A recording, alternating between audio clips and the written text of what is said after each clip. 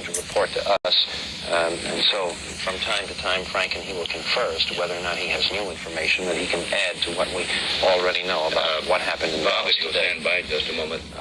Bill, unless you have some late information. I have not, sir. No, go right ahead. Bob was just talking with me about the contrast in attitudes of the president's arrival and the mood that now prevails in Dallas, and I think this might be of some interest. So, Bob, if you will go ahead, I believe he can be heard on the air I now. think he can, yes, Frank. Yes, Bob, go ahead. How extraordinary the contrast was. When the President and Mrs. Kennedy arrived at the airport, there was a crowd of many hundreds, and Mrs. Kennedy, following the practice she's developed the last couple of days, took the initiative in going over to the fence, and she and the President walked all along the fence, shaking hands with both hands, and the crowd was really delirious with them. And this kind of reaction was something like the reaction that was encountered in the big crowds all the way through the town, very friendly. I saw only one hostile sign all the way through the motorcade, which went about 10 miles, and then suddenly, in the middle of this bright sunshine, the friendly crowd, and nobody expecting anything, these three muffled shots were heard. And it couldn't have been a more startling, gruesome contrast to the very pleasant, sunny, friendly atmosphere that he'd received, despite all the warnings that things were going to be difficult for him here in Dallas. Why was that, Bob? Because of Adlai Stevenson's recent visit? Well, this had been the thing that made the police worry, and Dallas got such a bad name around the world after the attack on Stevenson that the authorities were determined that there would be no repetition of this. You remember the ambassador was someone spat on him and someone hit him over the head with a poster. They mobilized a third of their entire city police force with extra paddy wagons around the corner and everything else, and to make a strong propaganda campaign in the newspapers and on the radio and TV stations to make sure that the name of Dallas was not dragged in the mud again by any unfavorable incident when the president came. And that is why it was such a contrast. What is the situation in the room where you are at the hospital now? Well, I'm in a little small waiting room where emergency patients wait to be taken into the operating room where they're treated. And there are a few policemen who were the only ones left in the long corridor leading to the room with double swinging doors, behind which we assume the president's body is being placed in the bronze coffin, which was taken in about half an hour ago, and from which we stand. And behind some trees in the sort of service road is a brick building of about 8 stories, which is called the Texas School Book Depository.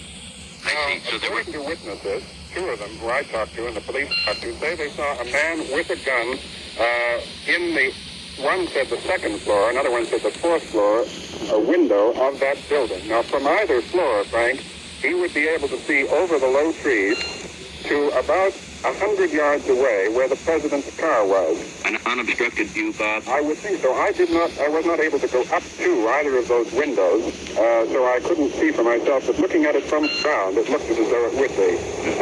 The president, therefore, must have had presented either a profile to the assailant, if he was, in fact, in those windows where the witnesses say, and or his three-quarter back, because his car had actually passed the direct line from the window. You see, the way it went is the car would have approached the window head-on, then turned left and gone down a slight decline under the underpass. Just a moment, Frank. Yes, Bob. That seems to fit, Bill, with what he said. The word that we had here was the president was struck in the right. Yes, Bob. The body has been carried out. Go ahead. Say again, Bob. The president's body has just been carried out of the hospital in the bronze casket, and it was accompanied by his military aide, Major General Clifton. And it has been placed in an ambulance. Distance, would you Well, it's about a mile and a half. I was able to commandeer a private car. Hold it, Bob. We have a little information here, please. We are now going to the United Nations, where I'm told delegates from the member nations are expressing their condolences to Ambassador Adlai Stevenson. So we switch now to the United Nations. I call now on the Secretary General. Mr. President, as Secretary General of the United Nations, Bob. I would like to express hang on. profound sorrow at this most tragic event and to be associated in the condolences to Mrs. Kennedy, to the members of the bereaved family, and to the government and people of the United States.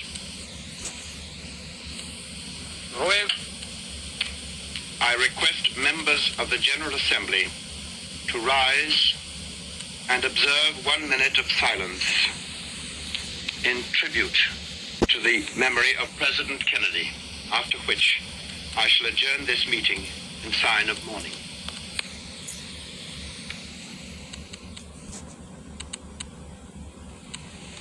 Delegates of the 111 member nations of the United Nations standing in a moment of silence in sympathy to the United States government for the loss it has sustained today with the death, the assassination in Dallas, Texas of President John F. Kennedy.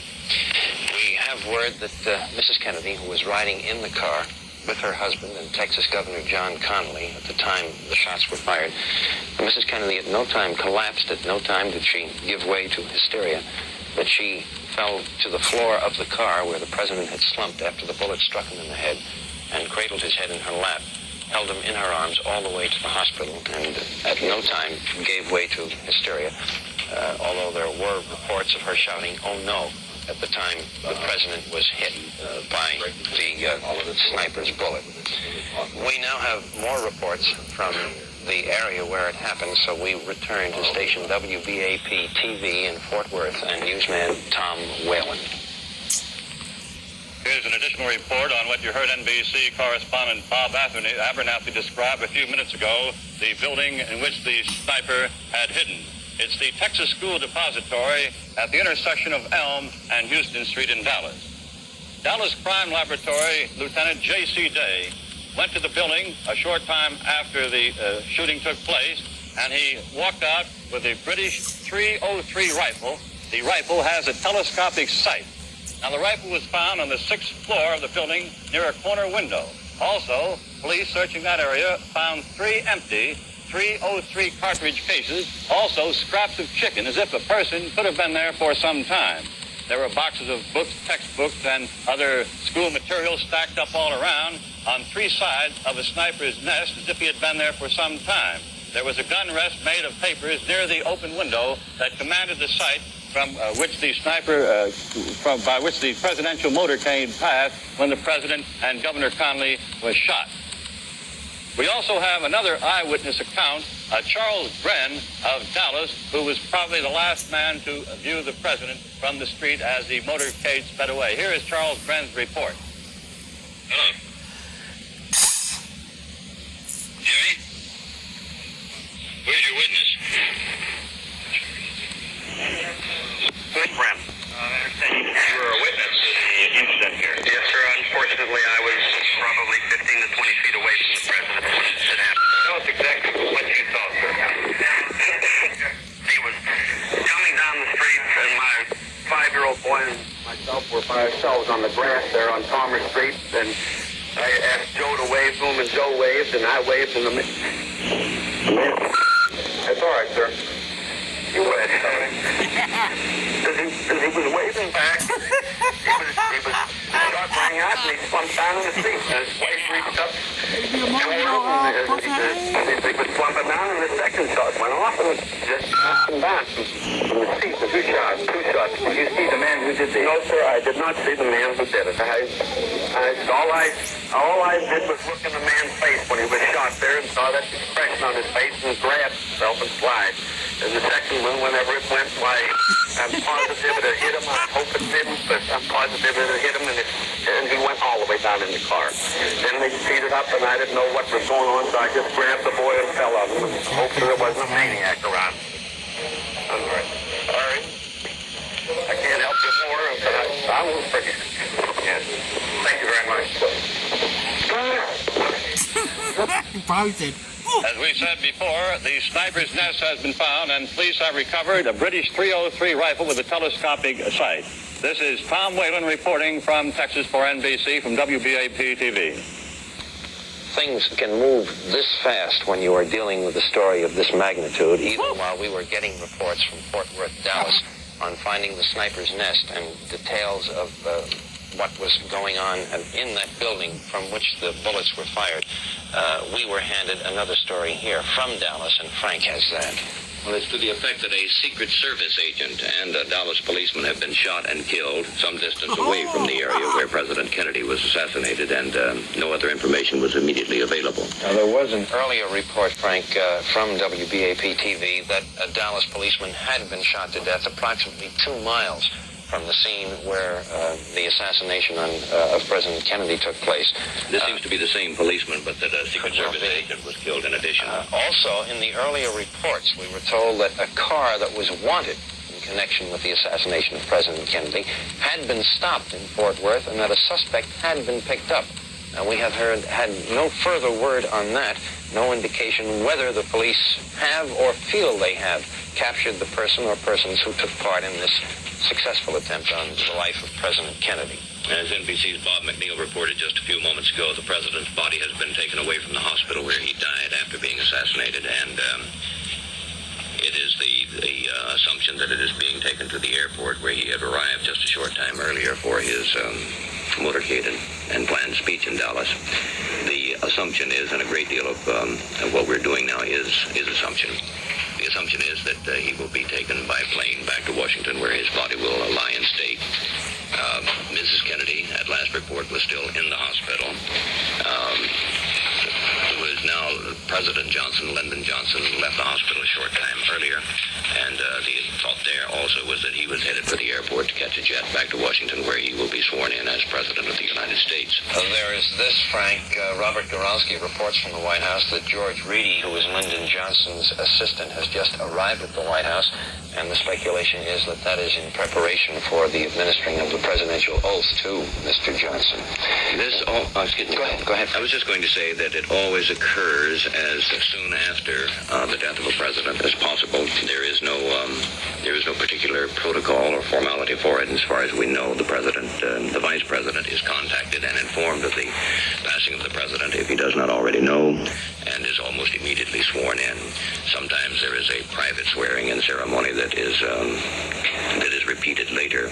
But it is not a joyous occasion, as you can imagine, and constitutionally, the vice president becomes president immediately upon the death of the president of the United States. So Lyndon Johnson is now president of the United States and will presumably be sworn in sometime this afternoon.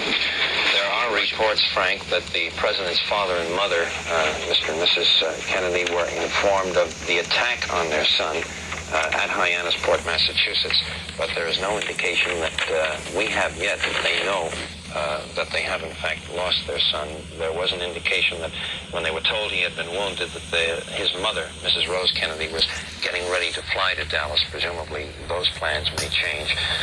Also, Governor John Connally of Texas, who was riding in the car with the late president and was wounded, it is reported that he is not out of the woods, but that his vital signs are good. He has been operated on for a gunshot wound in the chest.